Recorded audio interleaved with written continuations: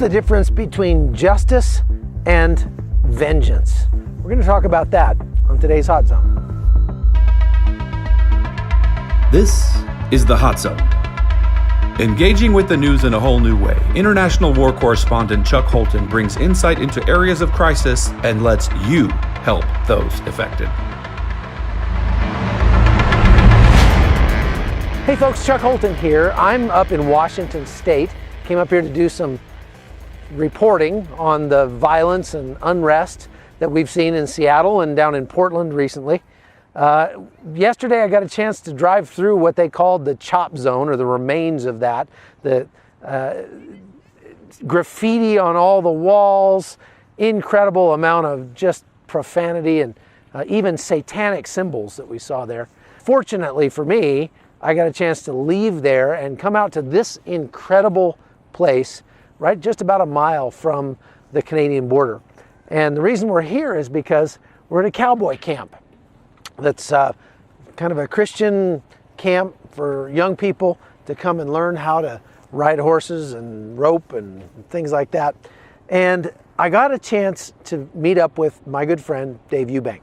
Now, you all know Dave Eubank from my time in Syria with him. He's the head of the Free Burma Rangers. And I sat and talked with him for a little bit about just what's going on in America today. And I also got a chance to talk to him about his new book, which is called Do This for Love. And I think when you listen to this interview, you'll see how Do This for Love really fits well with what his take is on what we need to fix the problems in America that we see right now. Check it out. The main reason for me to write the book is a testimony of what God's done, and hopefully point people to Jesus. Number two, to help people understand and love each other, especially in people in conflict areas that we work. Number three is to set the historical record. This is what we saw happen. It's not all the record, but it's the record we saw. This is the truth as we saw it. This is what happened. You're a very good writer, Chuck, and your books have changed my life and improved my life. And it made me laugh, made me cry, convicted me of sin, motivated me, taught me things, and you write very well. I really like how you write. I love reading your books. I'm not much of a writer, and so when I'm writing, I'm just trying to tell the truth and not hide anything, and it's like an offering. And I feel like some people have been given 10 talents, some 1, but it's like I've got 1 in terms of writing, and I pick it up and say, God, this is what I see. Please use it and let it be what it is. For example, when I look at this book, it may not be a good book, but I know it's true, and I know it points to God. I know it honors people, and that's the best I can do. The book starts in the Battle of Mosul. Do This for Love, the Free Burma Rangers in the Battle of Mosul. And so it's focused on Mosul and the fight against ISIS and trying to help people there. It also goes back. How did we get there? I grew up as a missionary kid in Thailand, born in Texas before that, and my parents are still there as missionaries, 90-year-olds and 88, going for it, following Jesus. And then we go into the call. I was in the military, and then I get out and go to seminary, get called by an ethnic group in Burma saying, please come and help us. This was in 1993, so it goes into a little of that. How we started the Free Burma Rangers, the 70-year-old conflict in Burma, our team's response, and in the midst of that response, getting invited in 2014 to go to Sudan, that's mentioned briefly, and then 2015 in February to go to Iraq and help the Kurds who were being attacked by ISIS. And so in 2015 we go to Iraq and as well as Syria, and then 2016 and 17 is the Battle of Mosul. And that's really the heart of the book, is the Battle of Mosul. What would you have thought if, when you started this thing in 1994 or whatever it was, that if somebody had shown you a picture of what it looks like today? I would say, no way. That's God. That is God, because 1993 is when we got invited to Burma. In 1993, I got invited to Burma, and I got married the same year. Well, neither of those, well, I wanted to be married, but I couldn't control either of those events. And then Burma, okay, that's understandable. I grew up in Thailand, it's next door. And it's a jungle war, I'm an old infantryman. Okay, go. But then in the midst of Burma and the way that happened, I really thank God that the people of Burma called us. It wasn't my idea. And then doors opened miraculously for us to cross borders extra legally to get to places and not get killed or captured. And then that was going on and all kinds of miracles happened. I mean, we were arrested twice in a different country and both times released with these words. What you're doing is good for the people of Burma, good for our country, and are to be praised. Don't get caught again. And then let us go. Why did they do that? In fact, after one interrogation, this guy comes in after interrogating my wife. He goes, I like your wife better than you. And because when I asked her, aren't you afraid to be in our hands? She said, yes, I'm very afraid. I'm afraid I won't be able to be with the people I love. And he said, I just started to cry. That's love. And he said, we're going to let you go. Our bosses want to keep you, but we know it's right. I mean, that's just God. So we've been through many things that we know God did for us. And then from Burma, which we understand, and I speak some of the languages, comes an invitation to Sudan. Sudan? Well, that's kind of cool. I want to go there.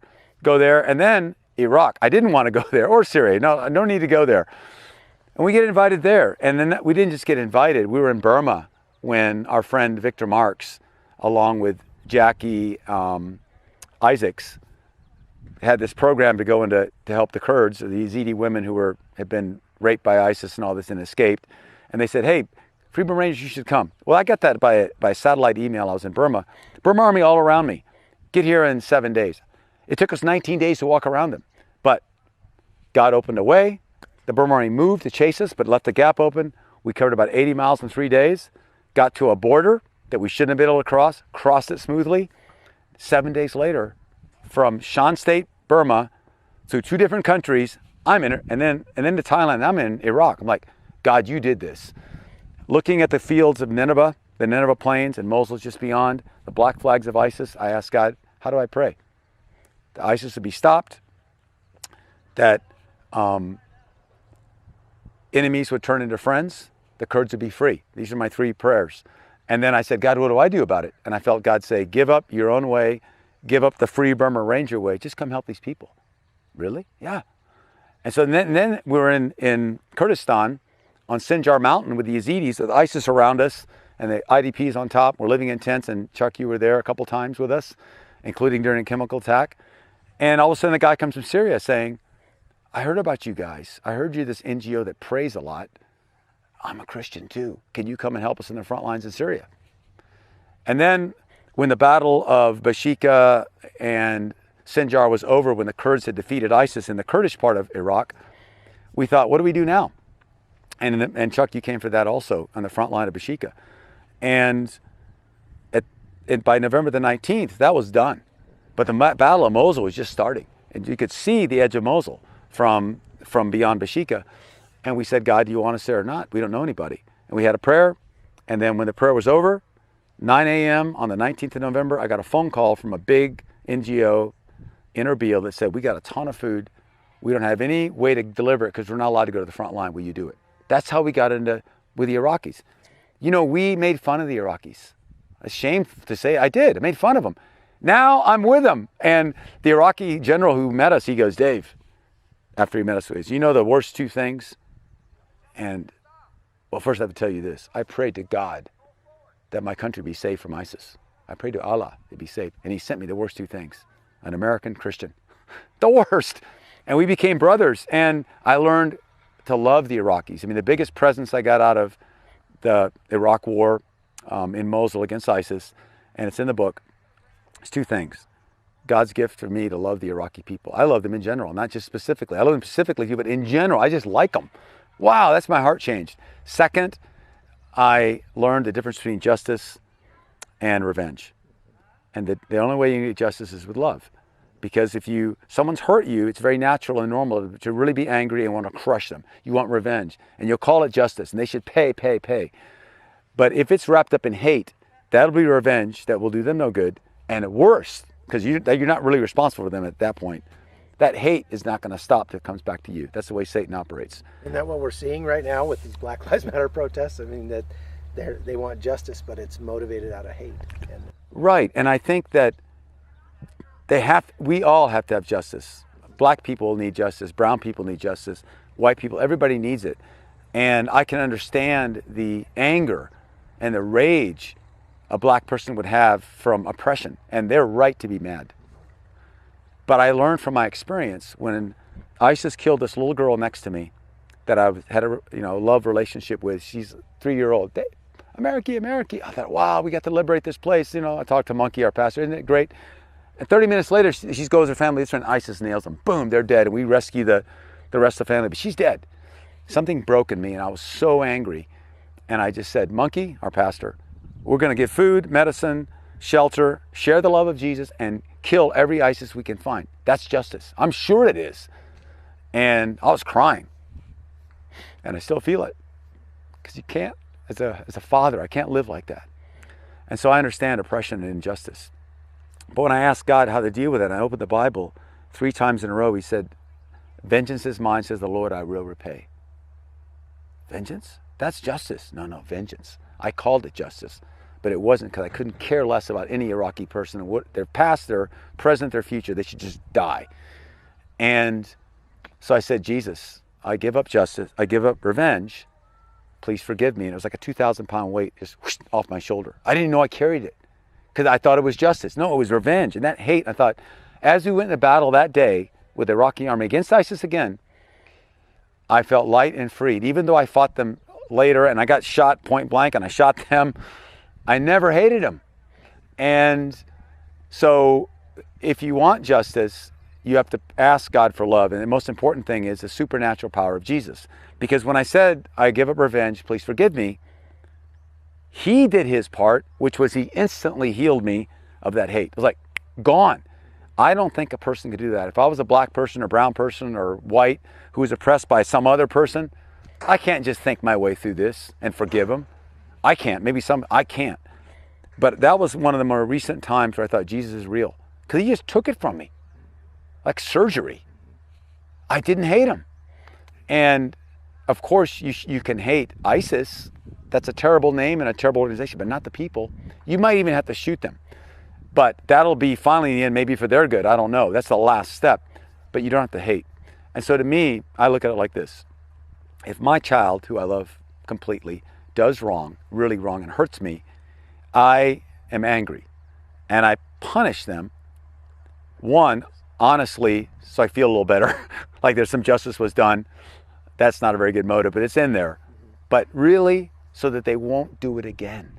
Because not only it's destructive here, I'm concerned about their future, not just with other people, but their own character. So the punishment is always prayed over. You really made me mad. So I'm going to do this till you learn. And I stop and calm down and pray. And I try to pray with my kids and say, let's pray together. What's the right punishment? How will you learn? And then if you approach a criminal that way, or if you're a white person or a black person, a white policeman's unfairly arrested you, when you approach that police chief or that police officer, first is pray. God, help me do this in love. Help me love that man. I don't love him at all. But if you say, I will do it, God, with your help, you watch what happens with your heart. Then you can approach it. And maybe that police officer needs to go to jail. Maybe he does. Maybe that's the best thing for him. But whatever the punishment is wrapped up in what's best for him too. And that's love. And then you're free. Okay, folks, that's all we've got for today. Thanks for watching The Hot Zone. I'm going to be out in the Pacific Northwest for the next week or so reporting on the violence. So we'll have more from Seattle and from Portland. But for now, I'm going to just enjoy this beauty. Thanks for watching. We'll see you next time. The Hot Zone is produced by Amy Holton and Livefire Media. Copyright 2019.